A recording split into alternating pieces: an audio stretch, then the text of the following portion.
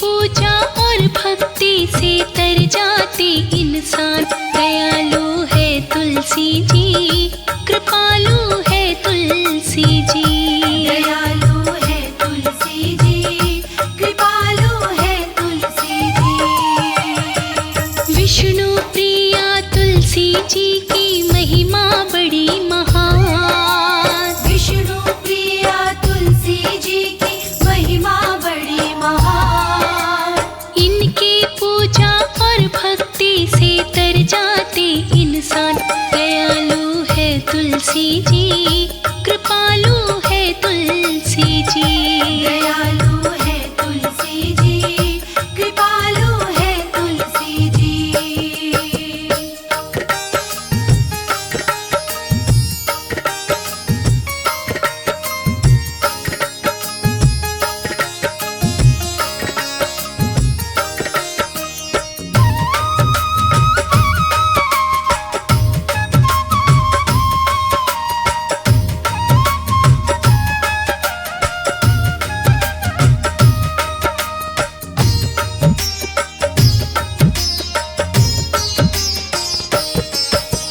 तुलसी माँ की पुजारन बुढ़िया गाँव में रहती।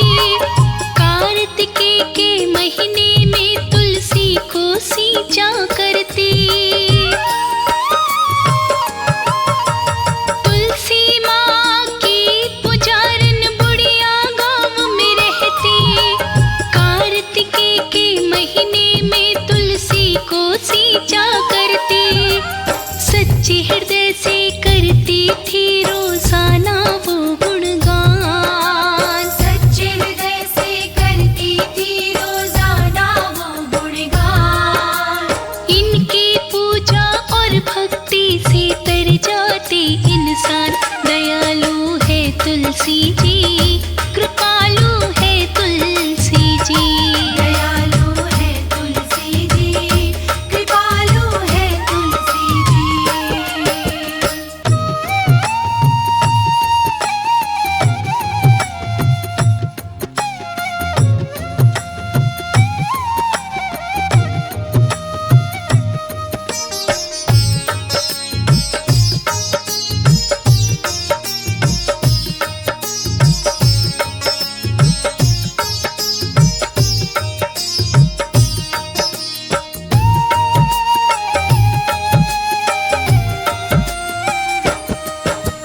बुढ़िया मांगे तुलसी से रानी सा राज हमेशा। बहु बेटों के संग मांगे वे कुंड में बास हमेशा। बुढ़िया मांगे तुलसी से रानी सा राज हमेशा। बहु बेटों के संग मांगे वे कुंड में बास हमेशा। कहती थी 11 के दिन ही निकले मेरे प्राण। कहती थी 11 के दिन ही निकले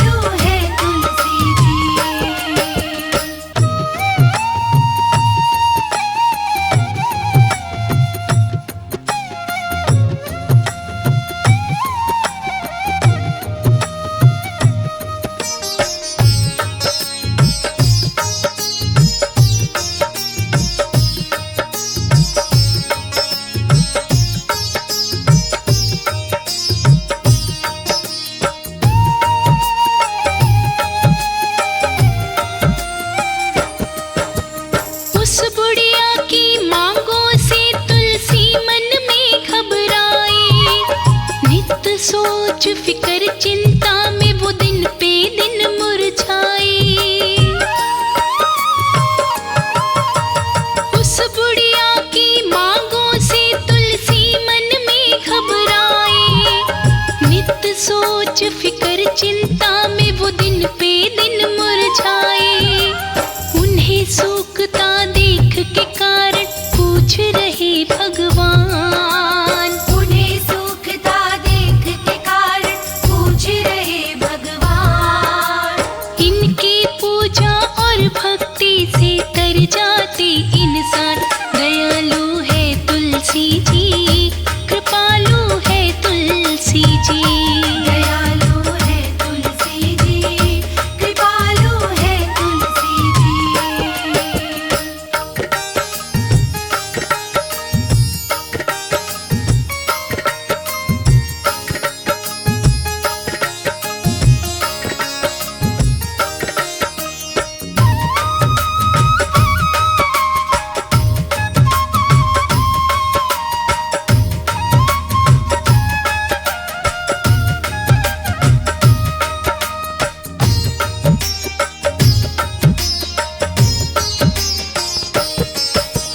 तुलसी बोली भगवन मेरा तन बुढ़िया ने उजाड़ा।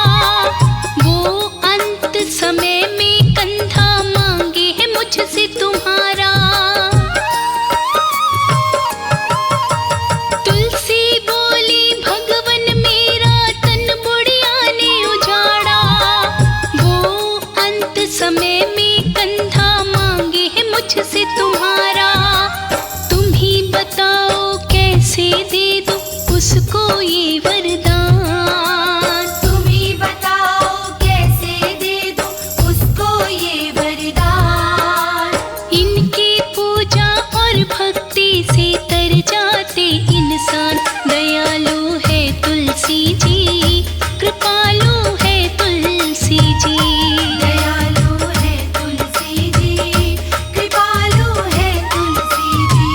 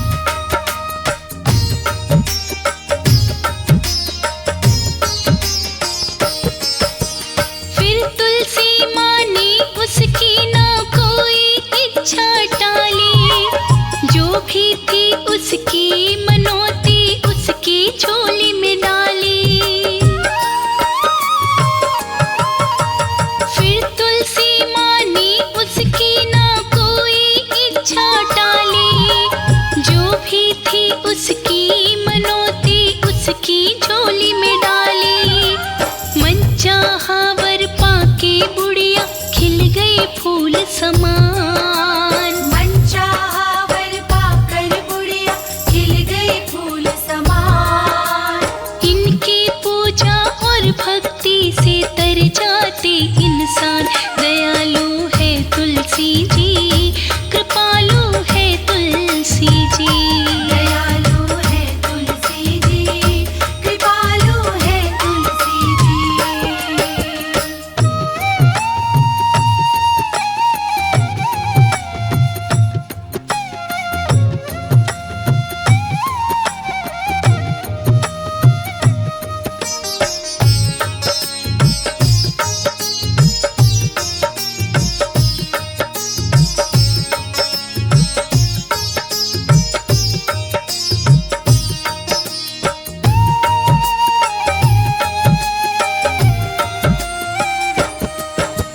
फिर कुछ दिन के अरसे से वो बुढ़िया स्वर्ग से धारी।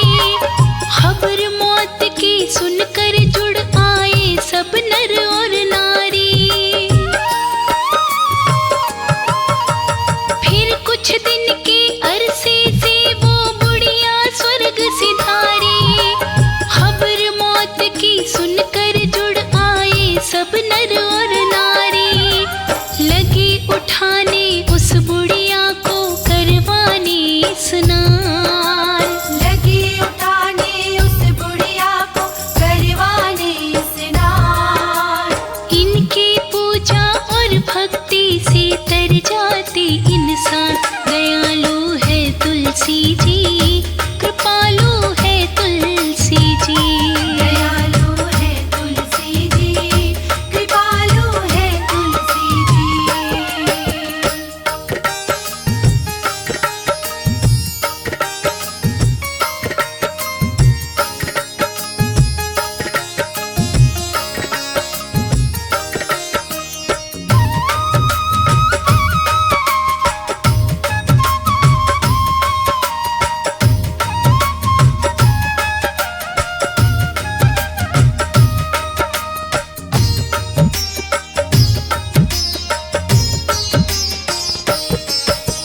ना उठी उठाई बुढ़िया हो गई इतनी भारी। सब जोर लगा के हारे उस गांव की नर नारी। ना उठी उठाई बुढ़िया हो गई इतनी भारी। सब जोर लगा के हारे उस गांव की नर नारी। तभी वहां पर बाल रूप में आए श्री भगवान। तभी वहां पर बाल रूप में आए श्री भगवान।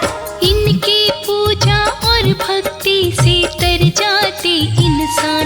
दयालु है तुलसी जी, कृपालु है तुलसी जी।